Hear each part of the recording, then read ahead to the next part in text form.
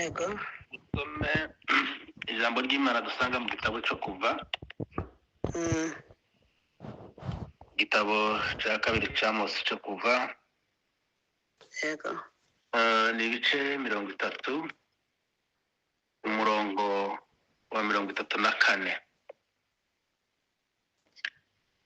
Igitabo cyo kuva ibice 30 umurongo wa 34. Aravuze ngo kandi Uwiteka abwira Mose ati uzende imibavu na Tafu na Shehereti na Erubana, iyo mibavu uyivange n'icome ciza bihwanye kuremera, ubivangire kuba umubavu wijijwe n'abahanga, ushiremo umunyu we kugira ikindi uvangamo ube uwera. Dusoreze mu rwandiko urwandiko rwa mbere Pawulo yandikiye Abitesalonike, Yego. ibice 5 umurongo wa 17. Musenge ubudasiba. Amen.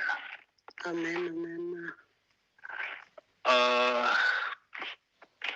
N'aya magambo Imana yashize ku mutima muri uru rukerera cyangwa se muri iki gitondo bitewe n'amasaha n'aho umuntu ari, niyo Imana yashize ku mutima ngo tuganire uyu munsi mwakira ijambo ry'Imana. Amen. Dushimiye Imana iduhaye uyu mwanya, kandi dushimira mu by'ukuri na coordination yose y'ini coordona nibature Yego. kuba baradutekerejeho baduhuye umwanya, turabashimiye byimazeyo. Amen. Dushimiye ku ikaze mwaduhaye, dushimiye mwebwe mbeza abataramye mutaramira Imana. Yego. Imana ibahumuje. Amen. Hari indirimbo twaririmbaga kera avuga ngo wahirwa ababyeyi abagabo bataramira Imana bavuga ibitangaza Imana yabakoreye. Rero Imana ibahumugisha kuri ubu butware mugira bungana gutya bwo gutaramira Imana no kurushaho kwagura ubwami bw'Imana. Amen. Bimpaye binibukije wa munsi na Yesu niko yabwiye Petero amusigira urufunguzo. Yego. Kuko dufite rekomandasiyo twahawe na Kristo, tutahawe n'abashumba n'abayobozi b'amatorero. Dufite rekomandasiyo kwagura ubutumwa no kuvuga ubutumwa.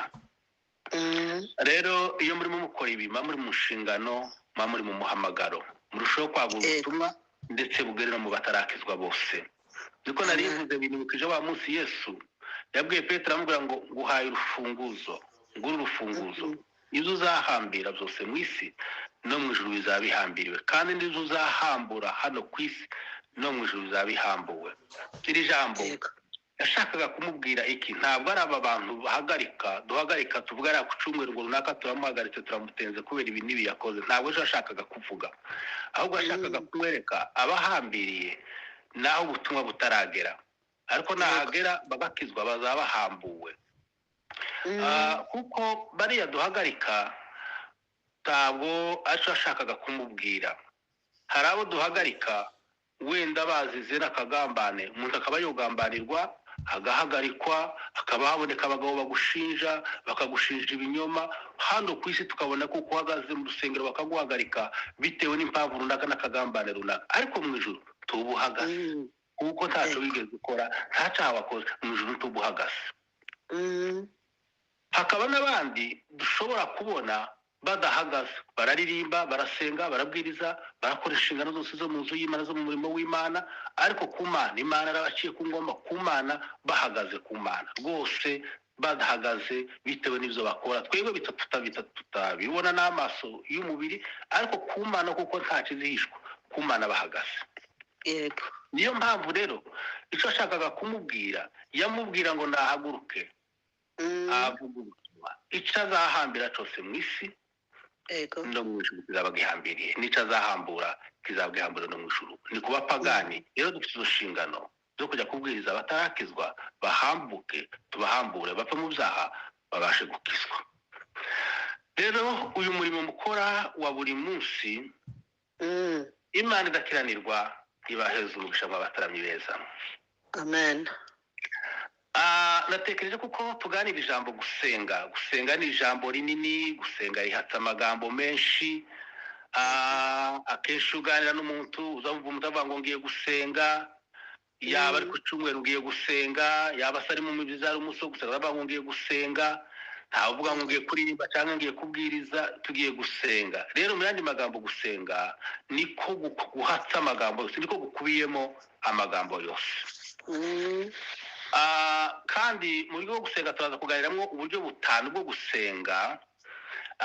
Ariko kandi ubundi gusenga ni iki? Gusenga umuntu yagusobanuramo amagambo menshi ashobora kumva, umuntu yatanga ibisobanuro byinshi mu ijambo gusenga. Gusenga rimwe na rimwe ni ukuganira n'Imana. Iyo dusenga tuba tuganira n'Imana.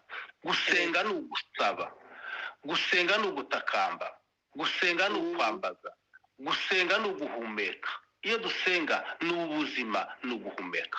Kuko iyo dusoma mu Efeso ibice 2 umurongo wa mbere haravuga ngo namwe yarabazuye mwebwe abari bapfuye mu zibyaha n'ibicumuro byanyu. Rero gusenga ni ubuzima, ni uguhumeka.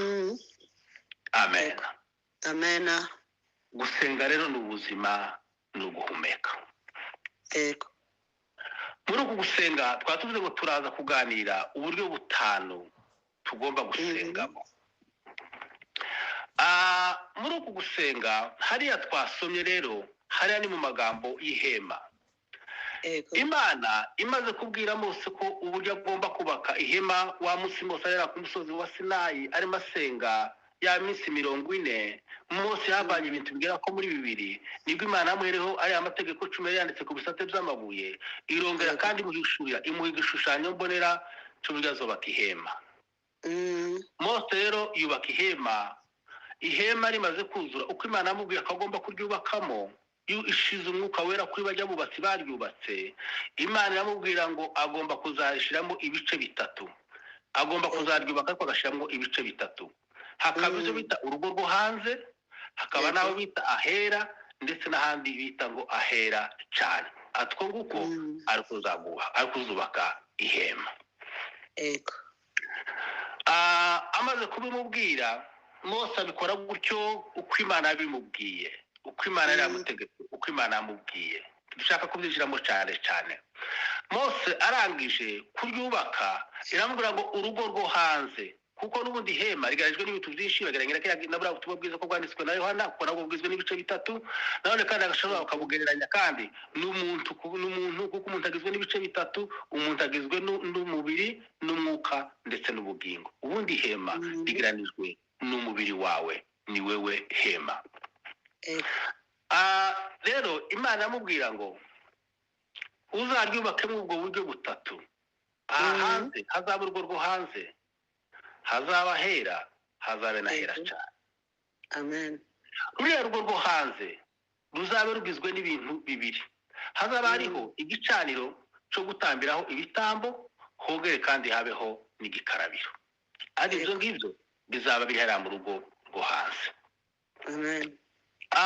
Gutamba ibitambo rero batambaga ibitambo mu gitondo na nimugoroba, kandi ibitambo batambaga ibitambo by'uburyo 3. Batambaga ibitambo by'amasho, batambaga ibitambo by'imikumbi, ndetse batambaga n'ibitambo by'inyoni, ariko inyoni yatambwaga ni inyoni n'inuma.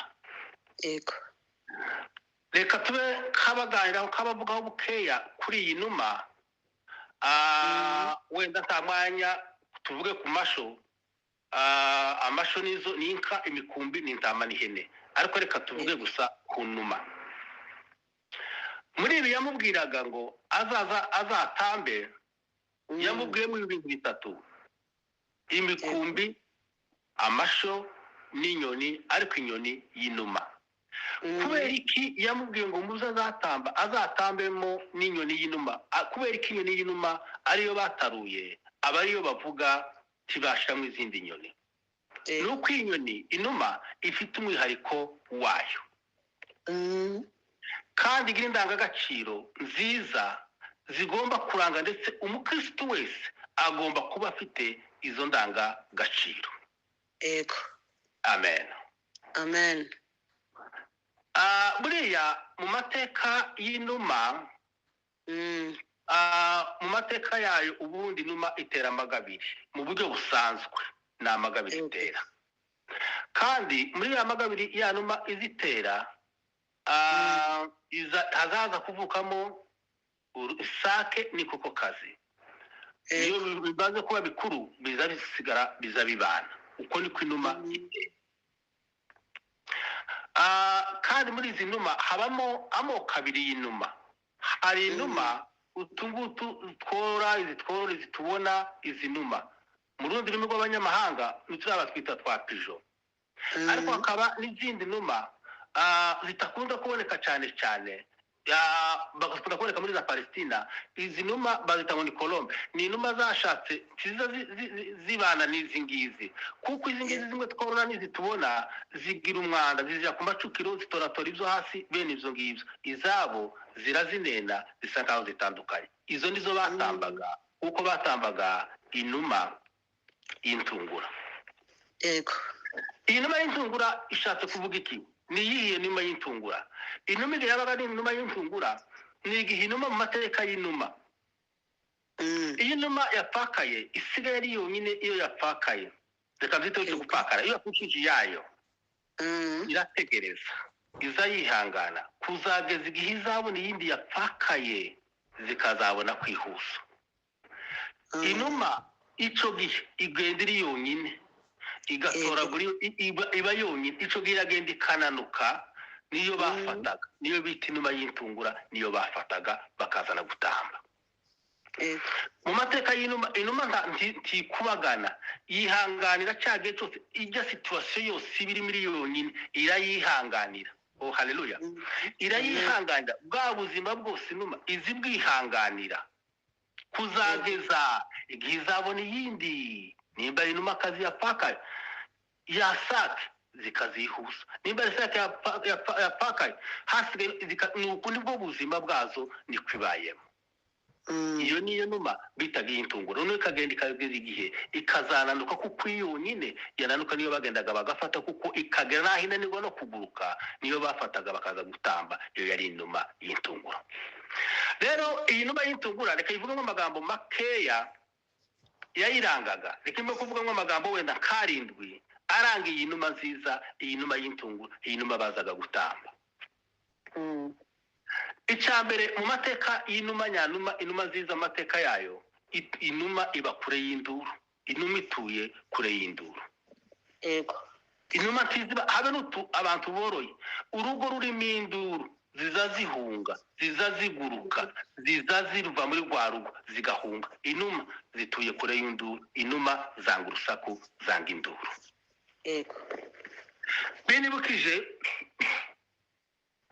habe na Salomo wa munsi wa ku rusengero, hari icyo Imana yamubwiye. Yaramubwiye ngo mukubaka inyundo, tiyakagira inyundo izavugira ku rusengero, cyangwa urukezo ruzavugira ku rusengero. Muzamugenda muterateranya ibintu byose iyo ngiyo, muzana ku rusengero, ikintu mukigereke hejuru y'ikindi, mukigereke hejuru y'ikindi, tiyakumvikanire urusaku.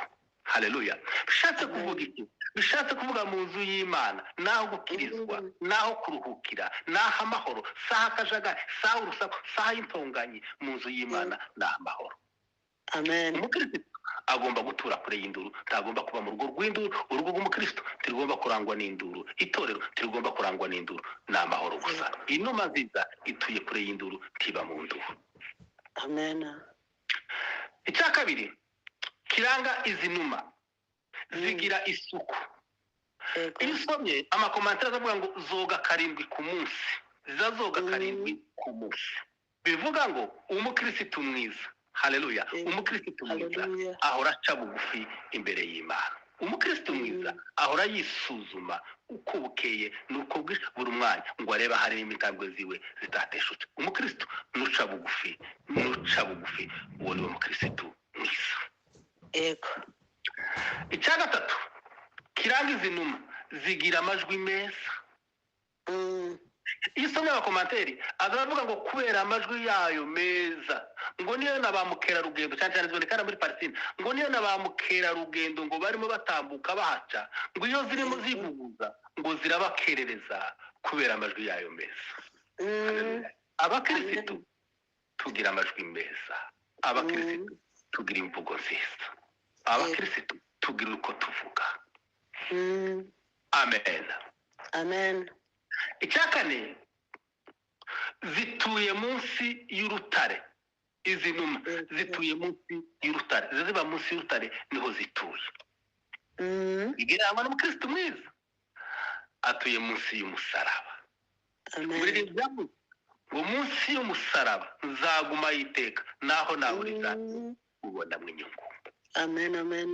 Yesu burya bamubamba bamushize ku giti afatwa n'imisumari ntibemera ko ibirenge byiwe bishobora kwika hasi, kwari ukugira ngo arushaho kugira uburemere umubiri we wose afatwa n'imisumari uburemere bube bwinshi. ibo niko bibwiraga, ariko burya hari harimo ubuhanuzi, harimo ubuhanuzi buvuga ngo kuri ibirenge byiwe bititse hasi, kari akanya ka hasi ku musaraba ngo ibirenge bye byike hasi bisigara bihagaze ntizakora hasi, hasigara akanya. buriya barimo bagira ngo niho bashobora kumubabaza, ariko harimo ubuhanuzi buvuga ngo aho niho itorero ry'Imana rigomba kuba. Itorero ry'Imana rigomba kubira mu birenge bya Kristo turi munsi y'umusaraba.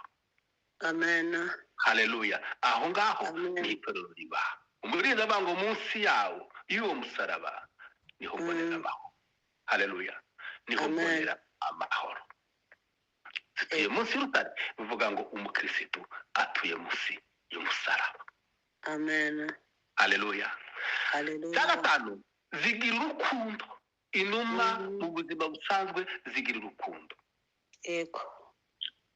aho ragiye bigarukaho yaravuze ara mu Bakorinto ba mbere 13 yavuze ngo niyo nagera nawe mvuga n'indimi z'abamarayika n'indimi z'abantu.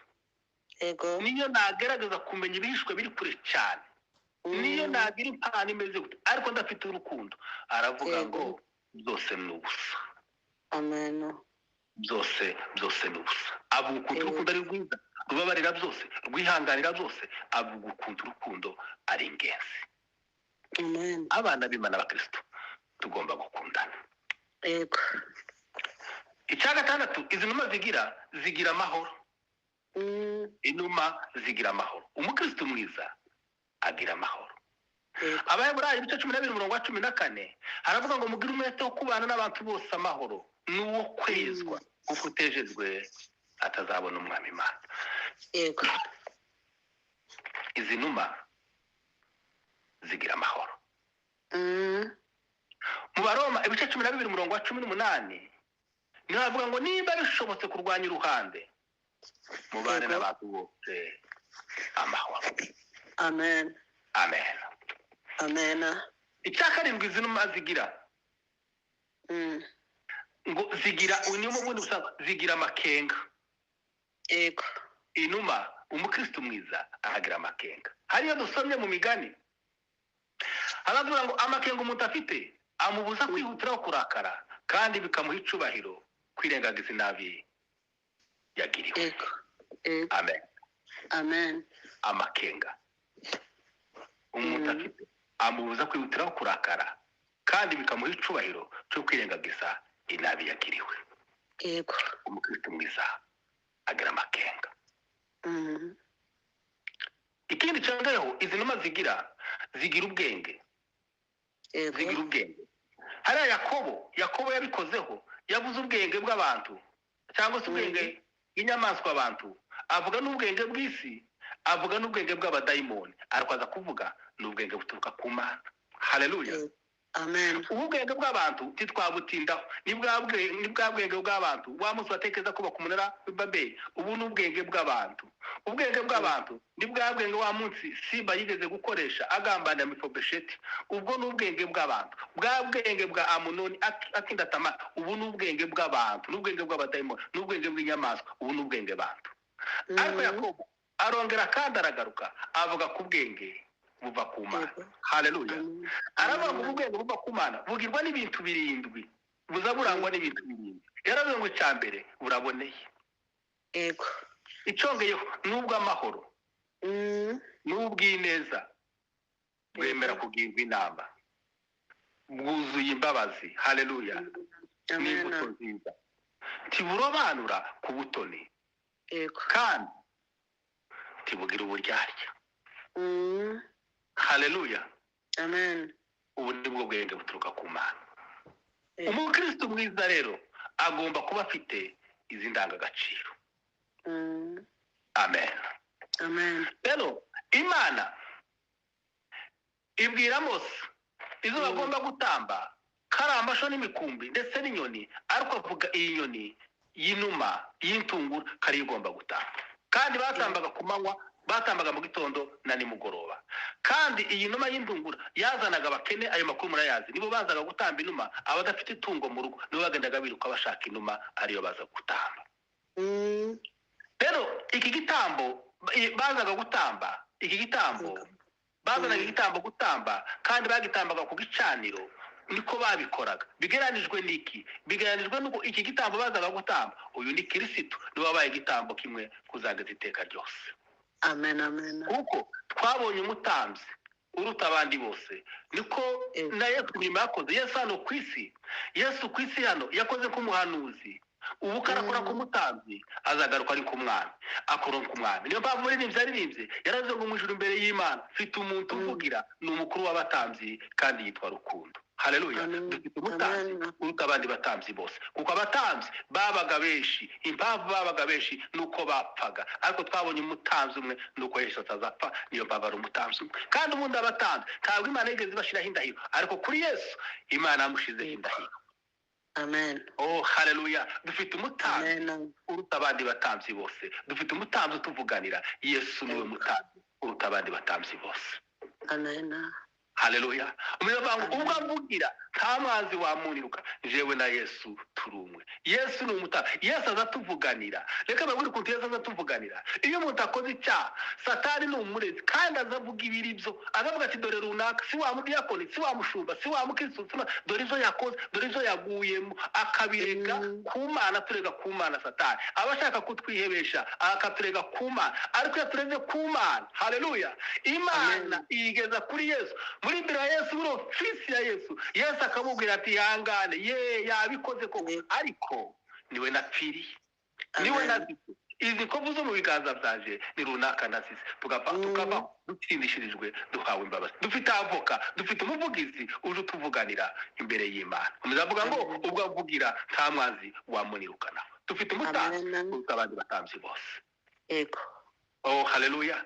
Dufite umutambyi uruta abandi batambyi bose. Yesu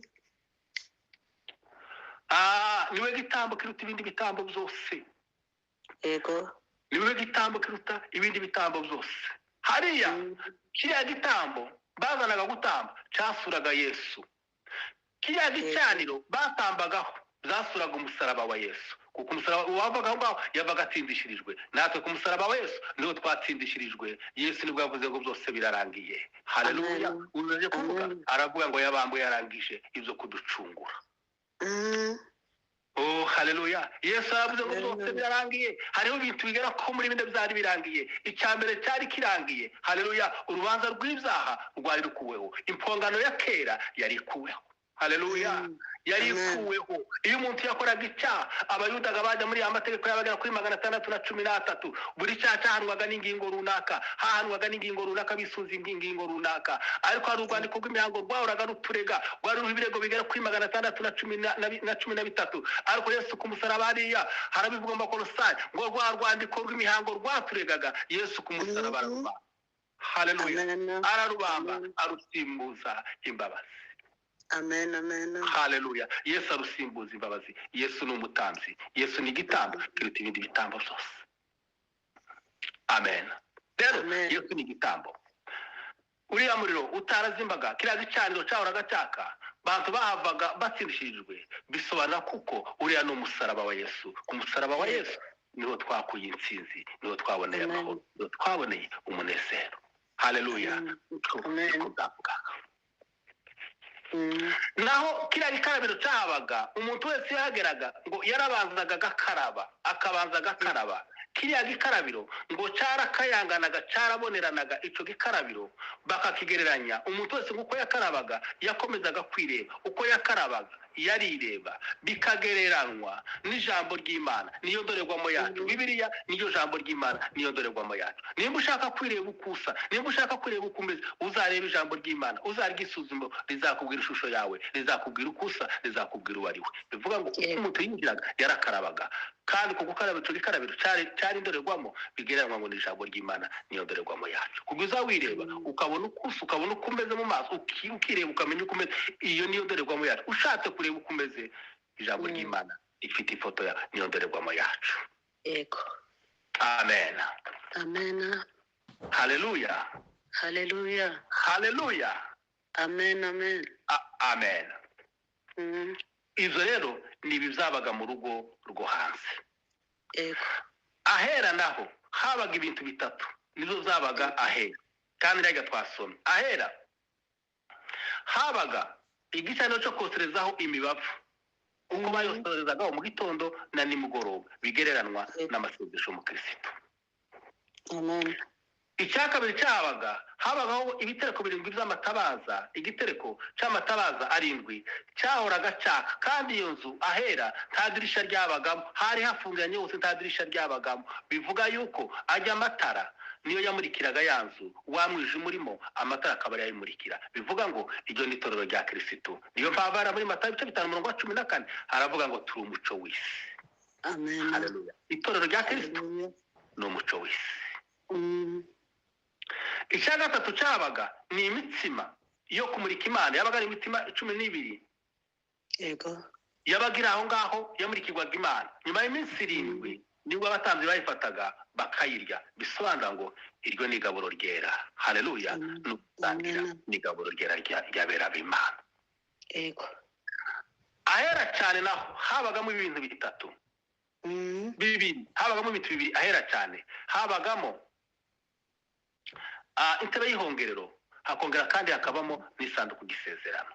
Amen. Nibyo zabaga ahera. Reka vuga bukeya iriya sanduku gisezerano nanone naryo ryabagamo ibintu bitatu abantu barabizi. Habagamo inkoni ya Aroni, habagamo manu, ndetse habagamo n'ari amategeko 10. Nizo zabaga mu isanduku gisezerano. Ikimo kuvuga bukeya mu inkoni ya Aroni. Inkoni ya Aroni. Amen. Amen. Inkoni ya Aroni yabagamo ivyo bintu bigera inkoni ya Aroni kari yosobanura bukeya gusa n'amategeko 10 yo turabyumva, ni ya manu ni abigima nabaga bari mu butayu ya myaka igera kuri 40 turabyumva. Ariko reka mvuge ingaruka bukeya kuri inkoni ya Aroni. Iyi nkoni ya Aroni murabizi ko Israeli yayoborwaga na bene Lewi, yayoborwaga Israeli na Mose na Miriyamu, ndetse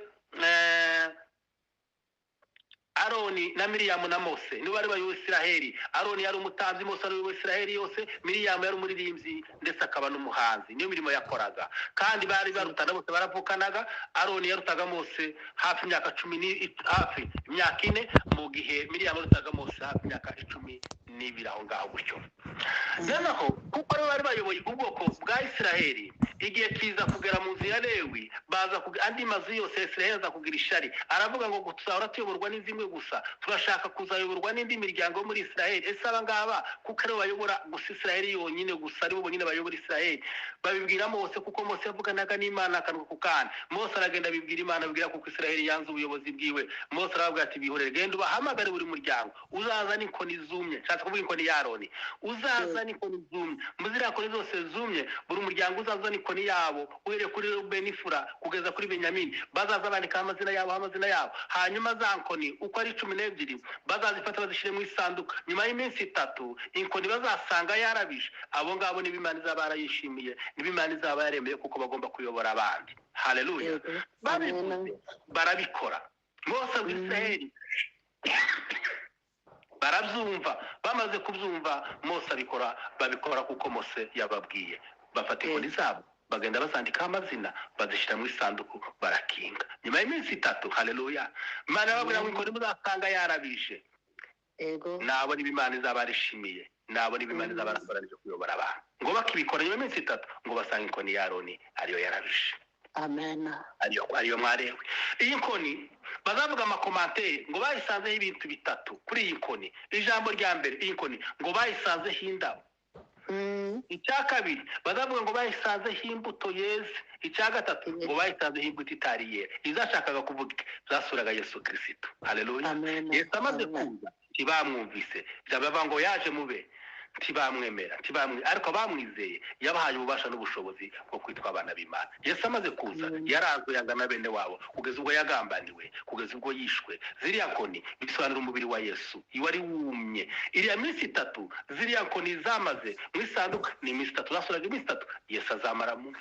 Bapfunduye barebye basanga yarabije, basanga ngo iriho n'imbuto zitarize, ngo asanga n'imbuto zeze. Imbuto zeze uwo ni Kristo amaze gukora imirimo yiwe yose hano ku isi. Haleluya. Ngo yazamutse kwa se ngo aboneka ari imbuto yeze imbere ya se. Amen. Haleluya. Yabonetse ari imbuto yeze imbere ya se. Nibwo wa munsi yarazamutse. Amakomantere aravuga ngo mu kuzuka kwa Yesu ngo yazukanye amaraso ngo ku rutoki rw'urukumu, ngo aragenda yamishagiza imbere y'intebe ya se, ngo aramubwira ngo na misiyo wari wantumye ndayishoje, izo gucungura umwana w'umuntu ndabishoje. Yesu aramubwira ngo uri umugabo watuma yotuma kawe. Yesu aramubwira ngo ngarura cyacubero cyane nari nsanganywe. Yesu aramubwira ngo si icubahiro gusa, aramubwira ngo ndakiguhaye kandi nguhaye izina risumba andi mazina yose, kandi amavi yose azagupfukamira, ari byo mu isi ari byo mu ijuru bizagupfukamira, kandi nta rindi zina kazaborerwamo atari izina ryawe. Yego. Oh haleluya. Yesu aboneka ari imbuto yeze wa munsi. Iyi mbuto itarera ni itorero rya Kristo riri hano ku isi. Umunsi nitwera Yesu azaza kudusarura. Haleluya. Iranda buduhumura neza. Ayo ni amasengesho yabera. Iyo dusenga haleluya ngo tuzaduhumura neza imbere y'Imana, nicyo gita tubona ibisubizo bituruka ku Mana. Ego. Gizo izabaga muri yakoni y'Aroni. Ngivyo ibintu bitatu byabaga mu isanduku y'isezerano. Tuza gusoza rero twasomye. Aha ngaha rero twasomye ni hariya ahera tuvuze ko habaga ibintu bigera ko muri bitatu. Habaga igicaniro cyo koserezaho imibavu, kandi iyi mibavu bayosaga mu gitondo na nimugoroba. Imana ibwira Mose, iramubwira ngo iyi mibavu ko muzaza mubikora. Haleluya. Iyi mibavu ko muzaza muyikora muri kose imibavu muzaza gitondo na nimugoroba, kandi iyi mibavu muzayivangemo na tafu, muyivangemo shere, muyivangemo yerubani, muyivangemo icome, ndetse muyivangemo n'umunyu. Ibintu bitanu. Ibi ni uburyo butanu bwo gusenga. Na tafu bisobanura ngo ni amasengesho yo gushima Imana. Mbere y'uko ugira ikintu cyose ukora ugomba kubanza gushima Imana. Haleluya. Ifata umwanya wo gusenga, ikiva mu kanwa cyawe cya mbere ni ukubanza gushima Imana. Hariho byinshi byatuma dushima Imana. Haleluya. Ni ukwishima ko yaduhaye agakiza, kwishima ko yatugize abantu. Ese iyo tugira ibiti baba baraducanye, iyo tugira ibiti baba baraducanye, iyo tugira amabuye baba baratwubakishije, iyo tugira amazi wenda baba baratunyoye, iyo tugira inyamaswa wenda baba baraturiye. Hariho byinshi byatuma dushima Imana. Haleluya. Ugayishimira ko yaduhaye Yesu. Hariho byinshi twagomba gushima. Isengesho rya mbere umuntu agomba gusenga, ashima Imana. Bisobanura ngo niwe mubavu wa natafu, ni ugushima ku mirimo Imana yadukoreye. Amen. Haleluya. Hariho byinshi byatuma dushima Imana. Hariho byinshi byatuma dushima Imana. Amen. Icyambere ni amasengesho yo gushima Imana. Amasengesho shereti nayo ni amasengesho yo gusaba imbabazi. Icyambere turashima ku by'Imana yadukoreye. Icyakabiri ni amasengesho yo gusaba imbabazi. Kavuga ati Imana niyo nagushimiye ariko ndi umunyantege nkeya, ndi umunyabyaha, ngahe Imana mbabarira.